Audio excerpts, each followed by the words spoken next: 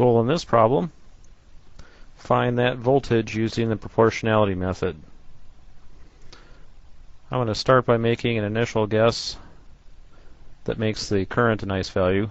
I'll guess 8 volts, which means we are now trying to find that source voltage.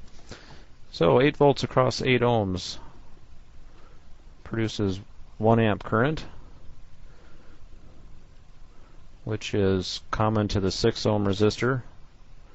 So we've got 6 volts right there. So I want to find the voltage across the 84 ohm resistor, so I'll note that I've got another path I can take where I do plus 8 for the rise, plus 6 volts means a total of 14 volts across the 84 ohm resistor. Based on that voltage, current works out to be 14 divided by 84, which is 167 milliamps. 14 volts is also applied across the 24 ohm resistor, so doing 14 divided by 24 means a current of 583 milliamps. So next I want to apply KCL at this top node, and we have this current plus this current plus that current all together yields 1.75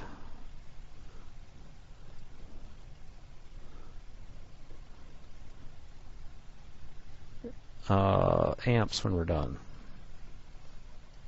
Now 1.57 amps going through 12 volts or 12 ohms means 21 volts right there. So to find the voltage across the 20 ohm resistor, do a similar exercise before where I say I've got a rise of 14 volts plus a rise of 21 volts. And that leads to a voltage across this resistor of 35 volts. Next, we need to find that current. Do 35 divided by 20 gives 1.75 amps.